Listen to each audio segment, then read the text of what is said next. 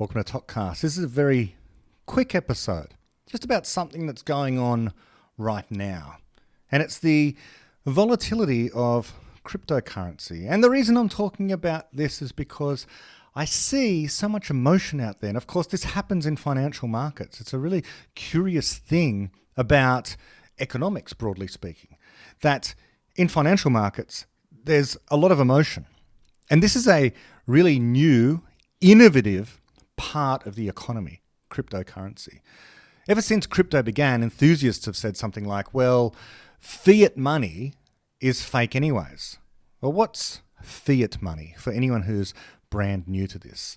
Well, let's begin there. Government-controlled currencies, the dollars and pounds that we're familiar with, have not always existed. They used to be based on something. They used to be based on the gold standard, which is to say your $100 represented $100 stored somewhere in the form of gold usually. And if you wanted, you could trade your $100 cash for the equivalent amount of gold. That's called representative money, and it no longer exists around the world as far as I know. It was apparently the American President Richard Nixon who decided in 1971 to get a law passed that meant the US dollar no longer represented some quantity of gold. So the gold had a certain value based on supply and demand, and the dollar was pegged to that. It was connected to the value of the gold. So the government couldn't arbitrarily, at least not easily, change the value of the gold. I guess it could itself buy up lots of gold, and that would cause the value of the gold to go up, which would cause the value of the dollar to go up. But it was hard for them to just manufacture more gold. They couldn't create gold out of thin air. But when the dollar was decoupled from the gold standard in 1971, and the other governments of the world followed suit, it meant that governments could just print more money, create more money out of thin air.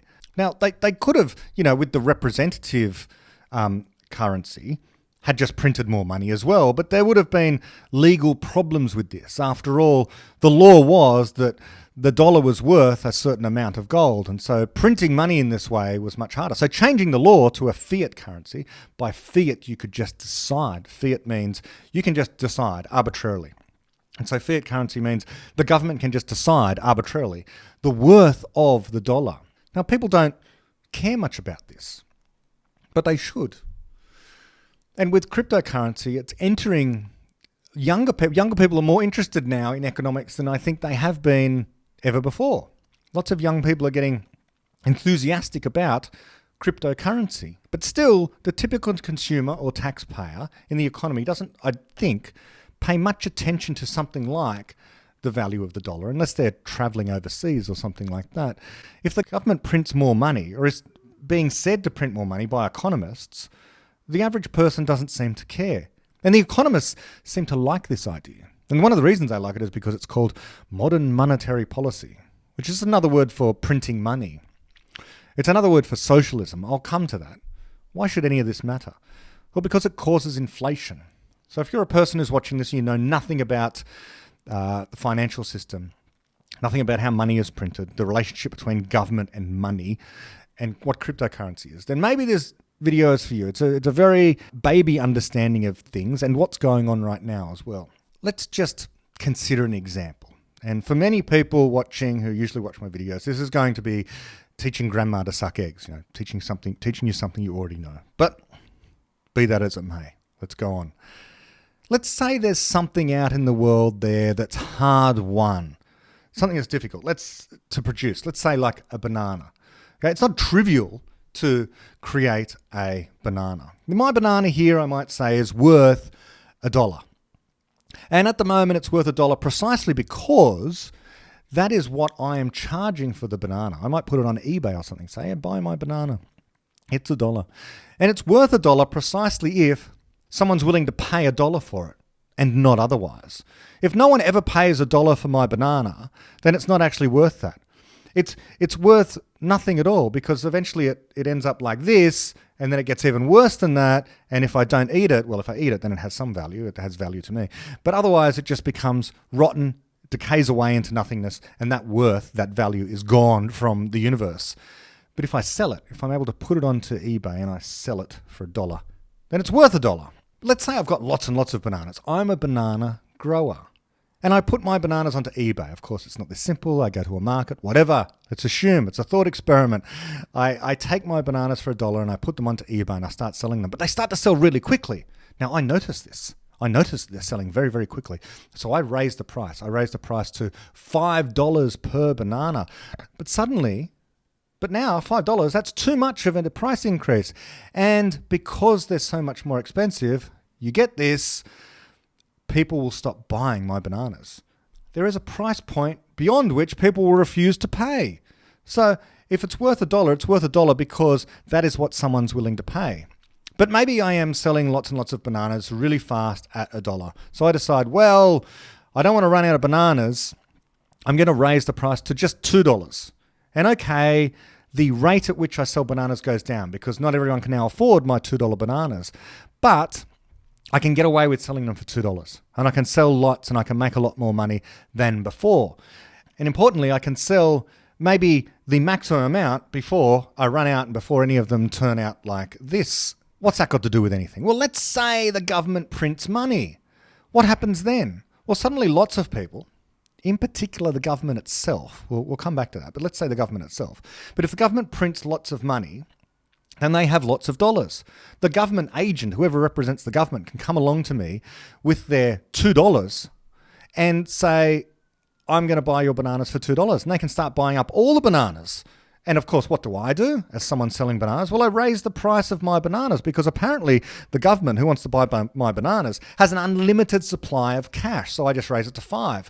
Now, the person from the government doesn't care. Why should they care? They can just keep on printing money. They can print as much money as I can ask for. Now, not only can they buy up all my bananas for whatever price that I ask for, they can just print more money and they'll be able to give it to me. Not only for my bananas, but for every public good. They can just start buying it up. And so the price of everything goes up, which is really bad for everyone else, right?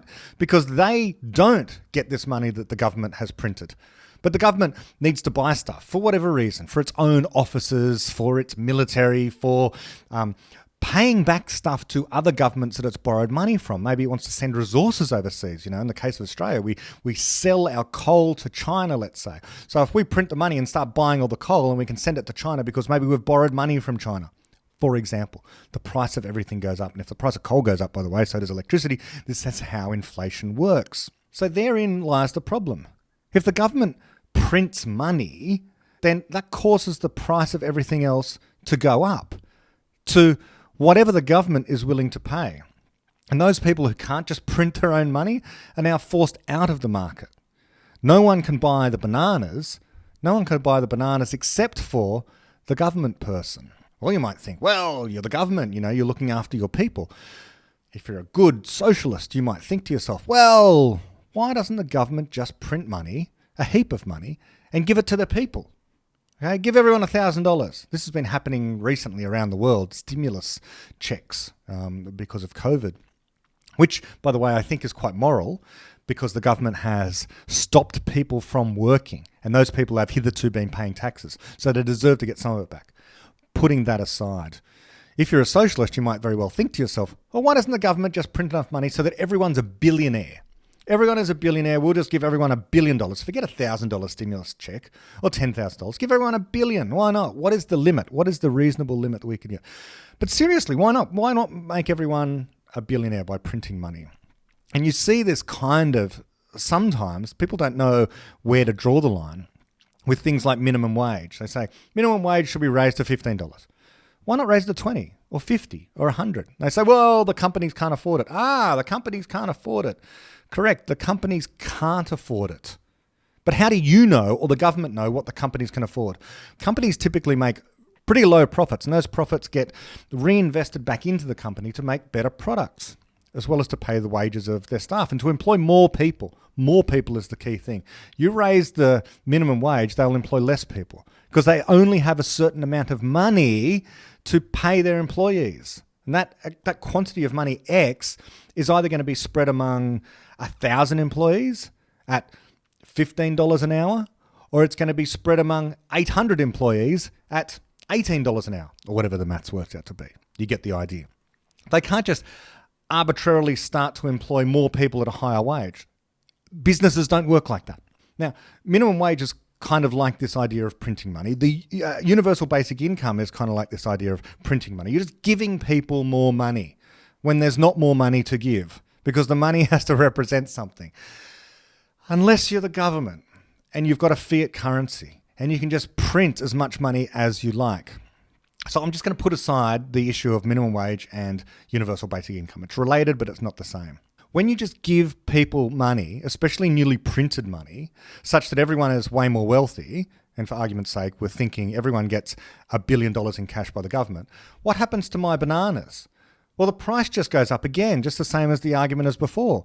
Because if everyone's got $1 billion now, I'm not going to charge $1 for this.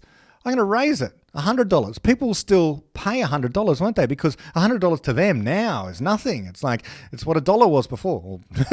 No, it's much, much different to that, actually. They probably pay $1,000 or even $10,000 for my banana. It almost doesn't matter because there'll be someone there to meet the asking price. And that's just for bananas. Of course, you repeat this for luxury cars and computers, Rolls-Royce cars. If everyone became a billionaire in Australia, the price of a Rolls-Royce here in Australia would skyrocket to well over $1 billion because someone would be willing to pay it. Someone would have the amount of cash to pay it. In other words, your $1 billion, you might be a billionaire, doesn't pay for anything anymore. It buys way less than what $1 billion did a week ago before the government printed all this money. That's called inflation. The price of things going up because there's too much money out there. Now, I mention this all for a reason. Fiat currency of the kind that we have allows government to very much control the price of things in this way. A central authority, in essence, is controlling the price. And to some extent, the supply and demand, because they can print money for themselves and not for others. Or they can even print it for others as well. Either way, it changes the price of stuff. They've got their hand on the lever of supply and demand and therefore price controls, which is precisely what happens in communist regimes.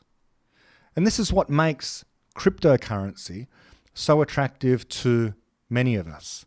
It's decentralized. It's anti-authority. It's at a distance from the government. It allows individuals to then exchange goods and services between each other without the middleman anymore, without worrying about what the price of commodities is that the government is trying to set, the price of bananas is.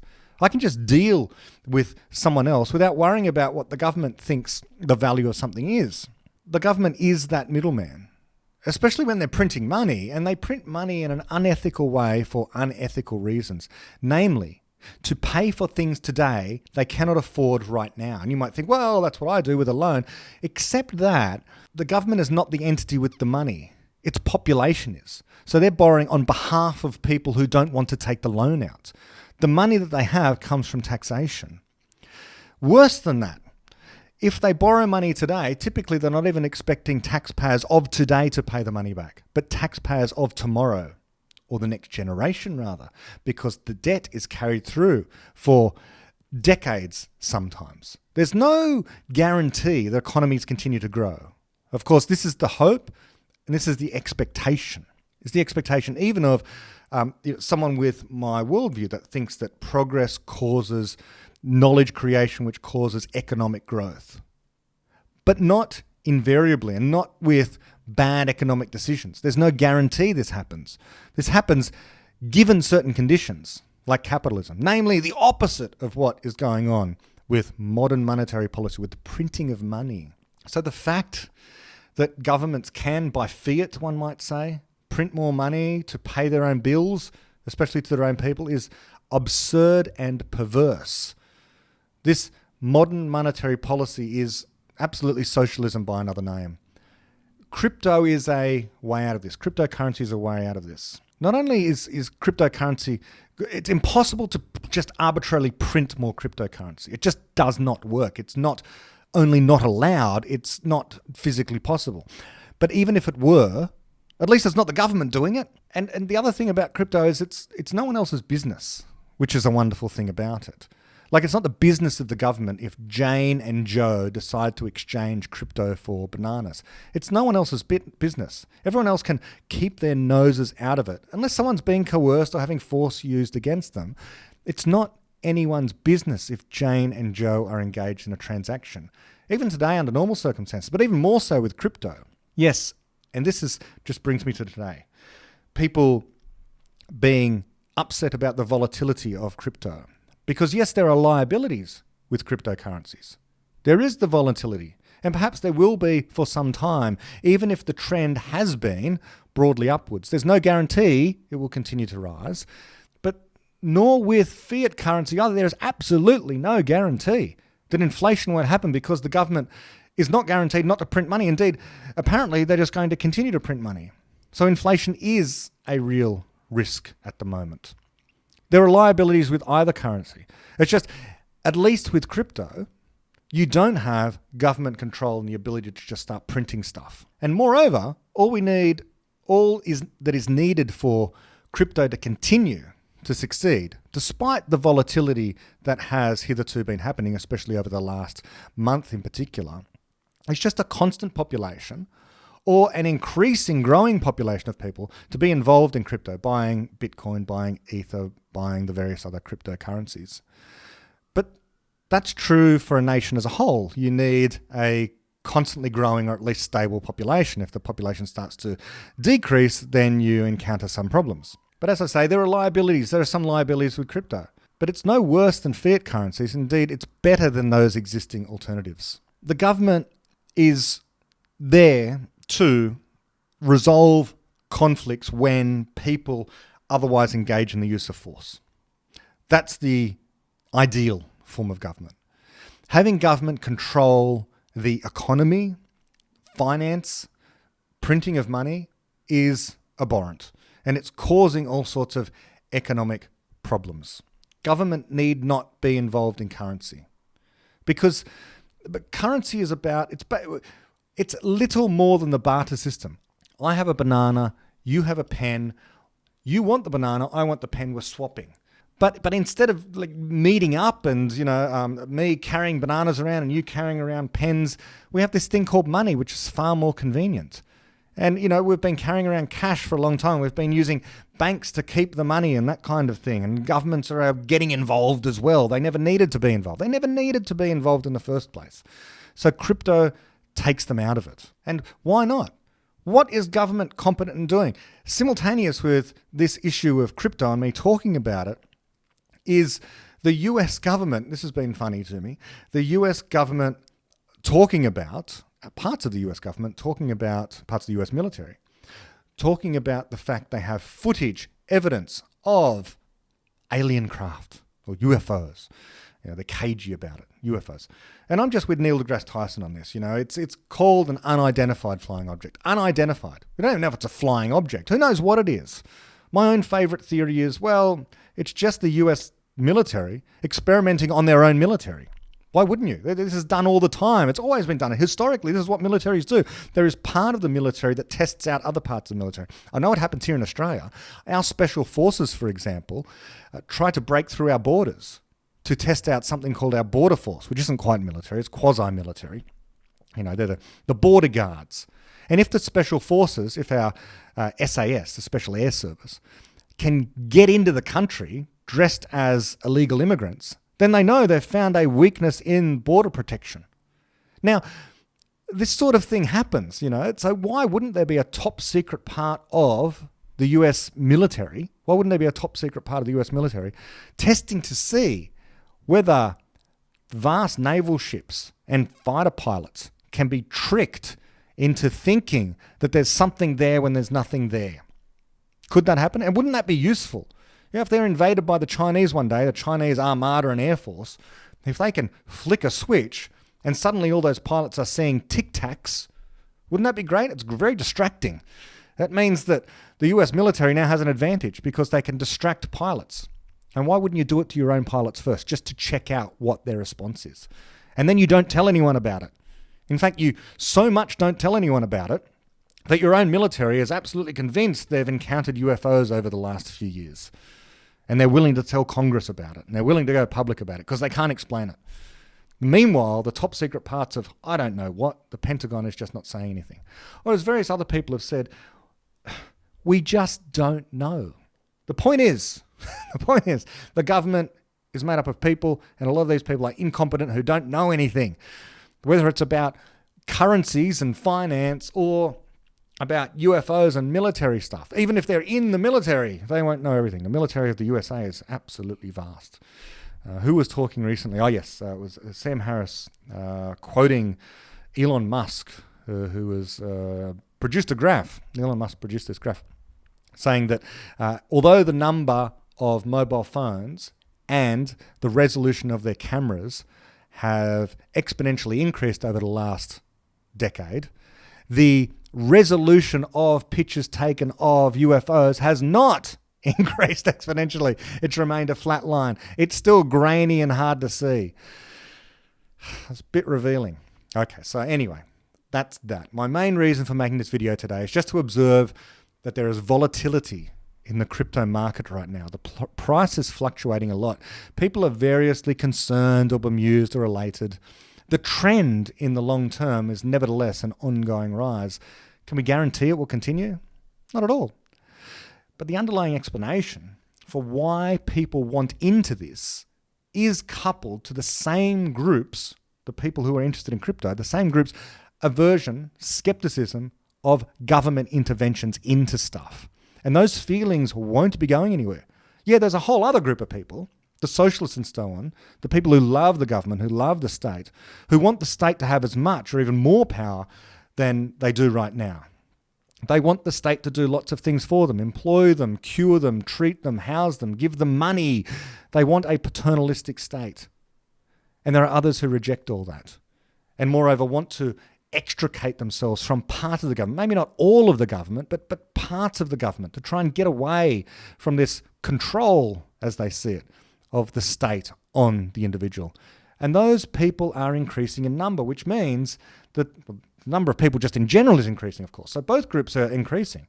But these people that are interested in crypto, who have this skepticism of government and fiat currency and what the government does with money, is only going to increase. And the number of places where crypto is going to be useful and used and accepted are only going to increase as well. Look, it used to be the government controlled information, and in some places still controls information, North Korea and China and so on. Some of the parts of the West, governments are trying to control information too, and so-called big tech is trying to do that. But most people realize, in the West at least, that the internet now is such that knowledge of individuals out there who use the internet is such that any attempt by a Western government to control the flow of information is pointless. It's a pointless exercise. The tech heads and smart people are in the main not inside the governments. So it's not a fair fight at all. The smart people, the tech-savvy people, are outside the governments. The Western governments cannot control the flow of information. Indeed, in many places like the USA, there are laws and institutions in place already that prevent the government from intervening much into this area. Currency is just another kind of information. Cryptocurrency is another kind of information. And so any attempt to control this or to fiddle with the knobs, and I think like Elon Musk, he said he loved Bitcoin, so the price went up. And then he said he was out of Bitcoin and he wasn't allowing people to pay for Tesla's Bitcoin, and so it went down again. This is one of the liabilities of cryptocurrencies for the moment. But they're a new technology, and eventually things will stabilize. But I don't think they're going away.